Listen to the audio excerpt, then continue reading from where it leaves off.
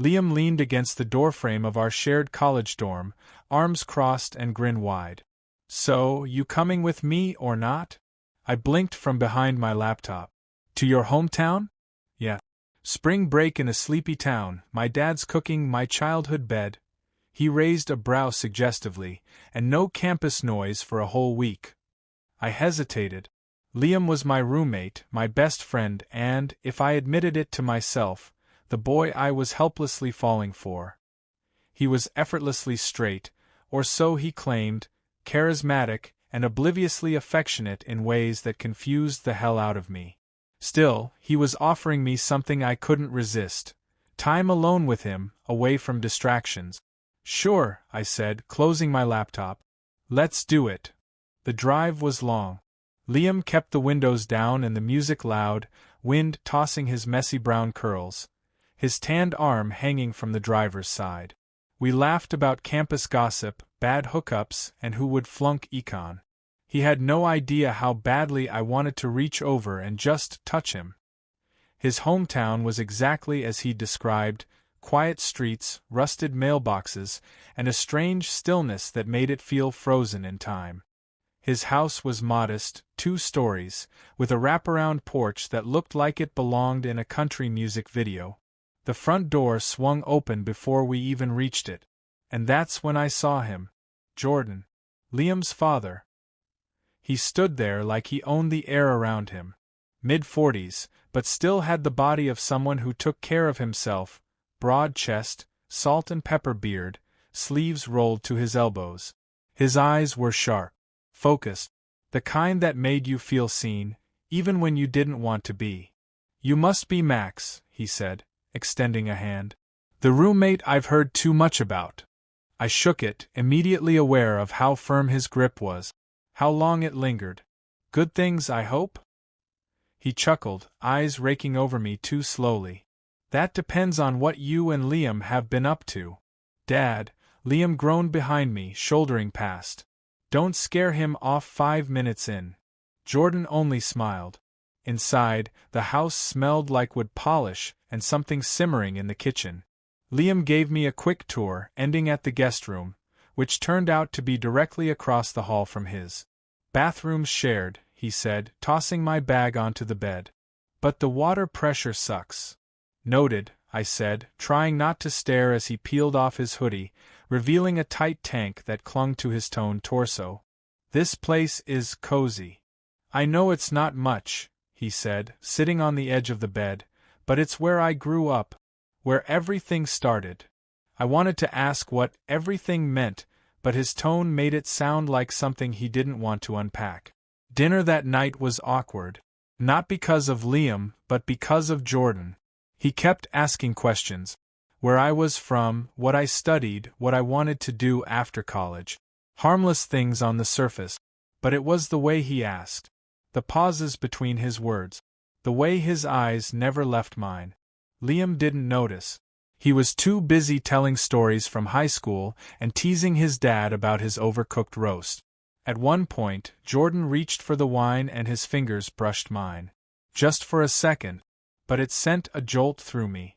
Later, as we cleared the table, Jordan leaned in close and whispered, "You've got a good laugh, Max, don't lose that." I didn't know how to respond. My heart was hammering.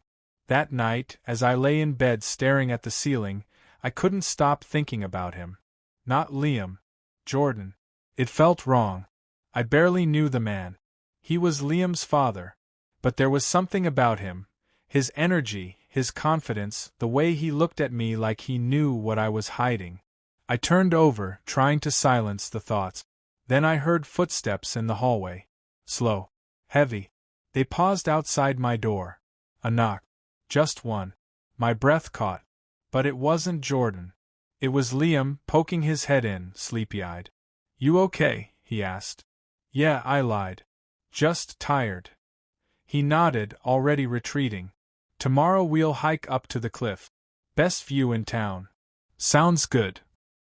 He gave me a lazy smile before disappearing back to his room. The door clicked shut.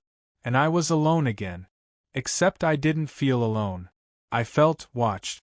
And somewhere deep inside, Something I didn't want to name was already waking up. The morning sun slanted through thin curtains, slicing across the hardwood floor like a warning.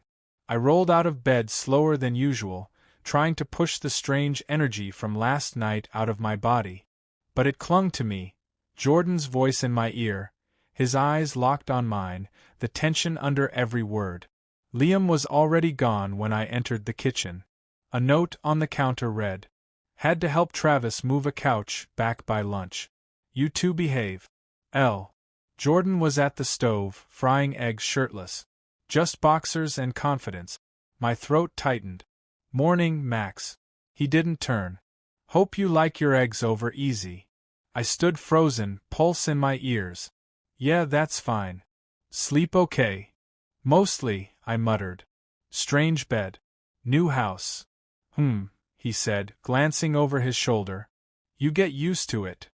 His eyes lingered again. Like he wasn't just looking, he was searching. Digging into me. I sat at the counter, every part of me screaming to act normal. But normal had left the room the second Jordan walked in half-naked. He placed a plate in front of me, then leaned on the opposite side of the counter, watching as I picked up my fork. He didn't eat. Just stared. "Liam talks about you," he said, voice low. "A lot." "Oh. He trusts you. Says you're the only person who really gets him." I nodded, unsure where this was going.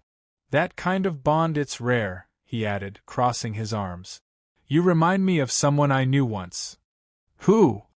He tilted his head. "Me." I laughed awkwardly. "You're just saying that." "I'm not. I see the way you look at him." My fork paused. "I don't." "You do." He leaned closer. "And I don't blame you." I stared at him, my breath shallow. "He's your son." Jordan smirked. "I didn't say it wasn't complicated." He backed off then, as if he'd said nothing wrong. As if he hadn't just lit a match and tossed it at my resolve. He poured himself a coffee and changed the subject to the weather, like we hadn't just crossed a line in the middle of breakfast. The rest of the day passed in a blur. Liam returned, drenched in sweat, complaining about the couch, completely oblivious to the fire smoldering between his father and me. I forced a smile, acted normal, laughed at his dumb jokes. I avoided Jordan's gaze. But that night, it found me again.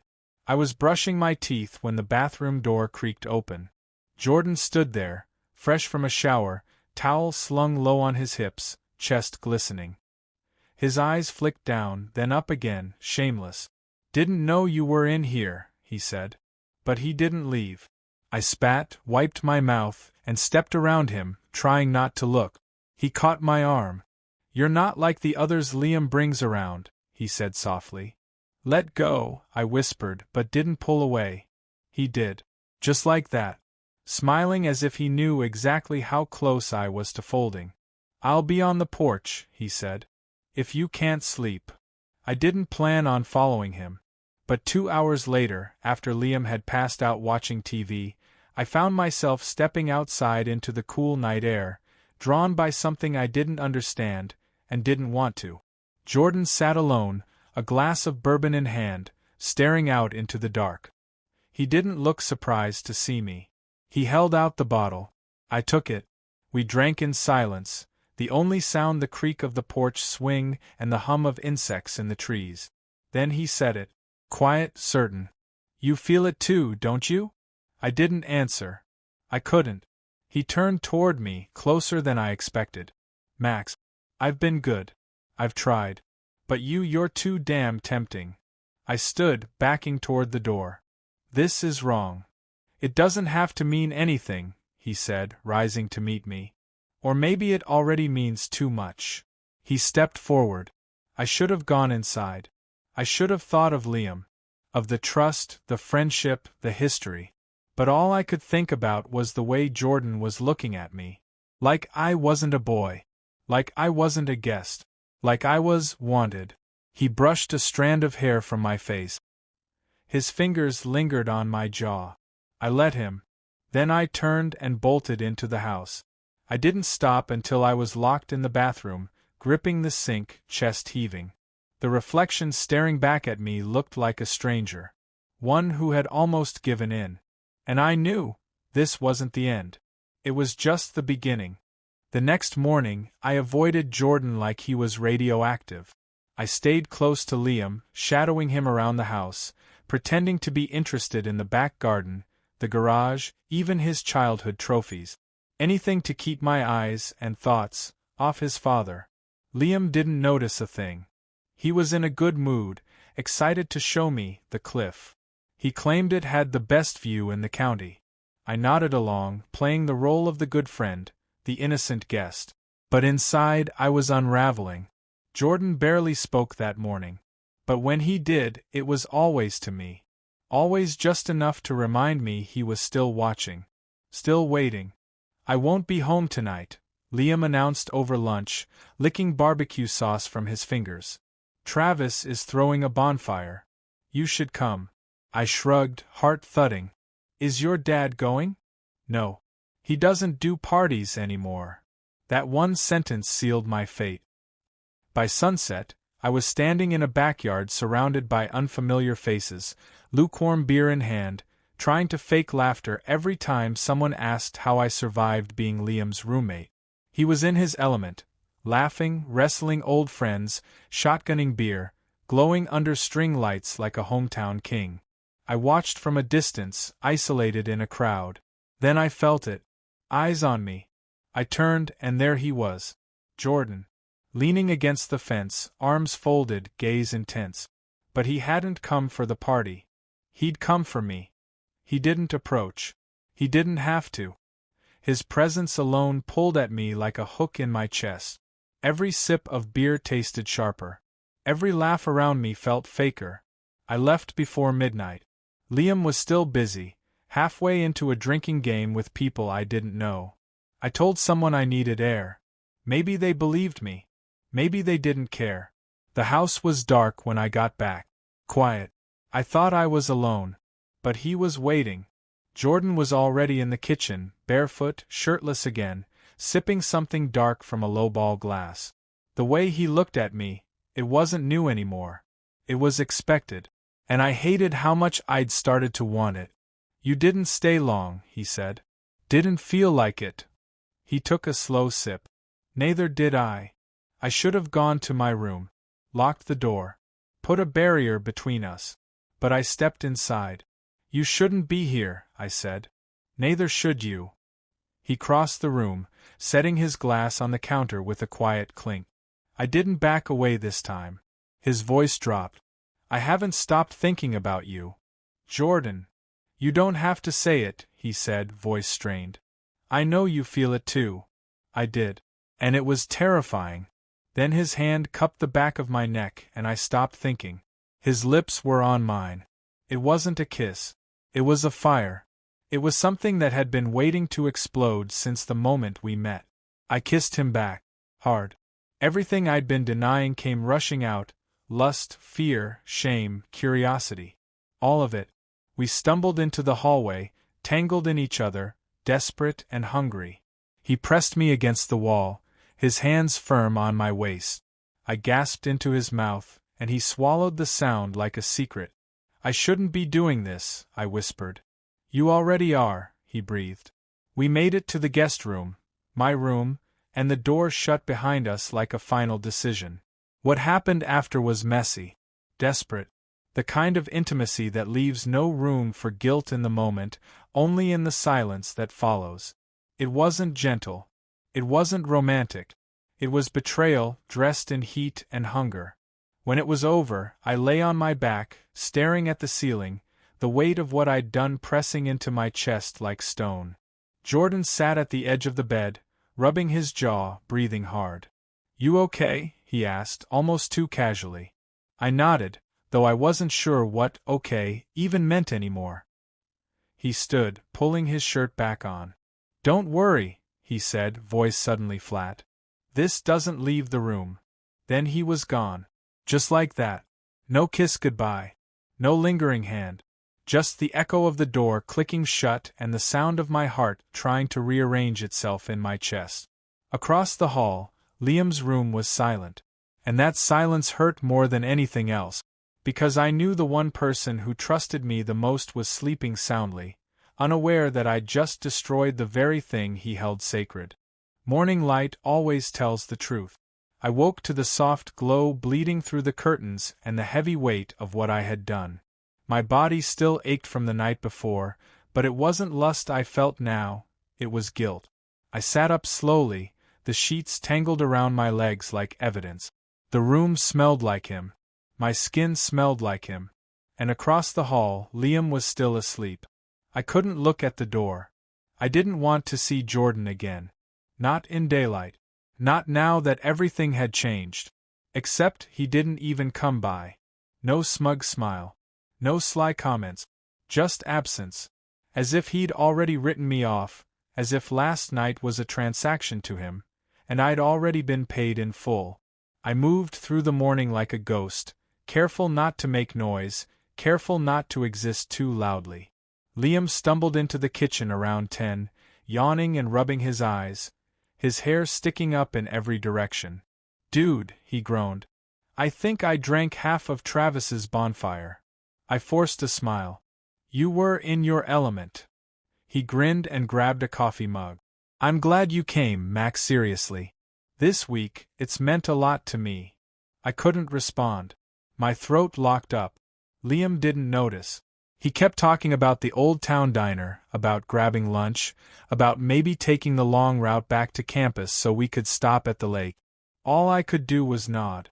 Agree. Pretend. Because the truth would tear him in two. Around noon, I found Jordan in the garage. He was working on something under the hood of an old pickup, grease on his hands, sweat beading at his temples. He didn't look up when I stepped in.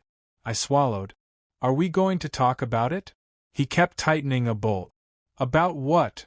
"Last night." Finally, he stood. His expression was unreadable. Cold. "What about it?"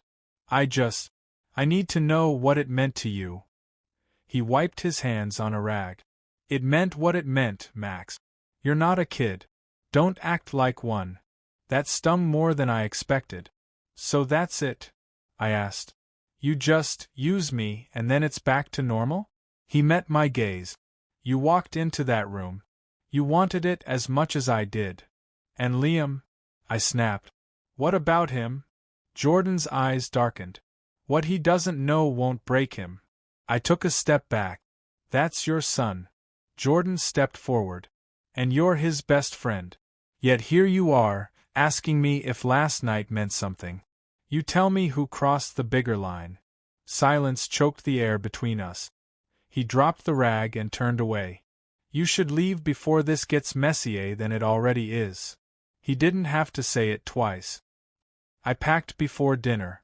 Liam looked confused but didn't push too hard. "You sure you want to go tonight?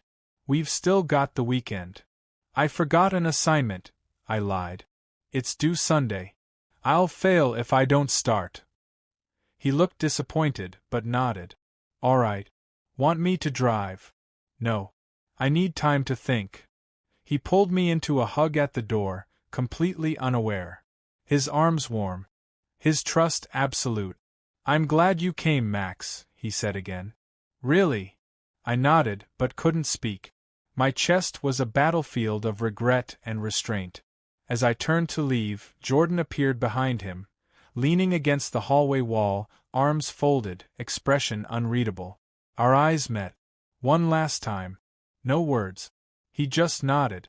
Not goodbye. Not sorry. Just a nod. Like we were strangers now. The drive back to campus was a blur of road signs and static radio. I didn't cry. I didn't scream. I just sat in silence, gripping the wheel, haunted by everything I couldn't undo. I kept replaying Liam's laugh. His joy.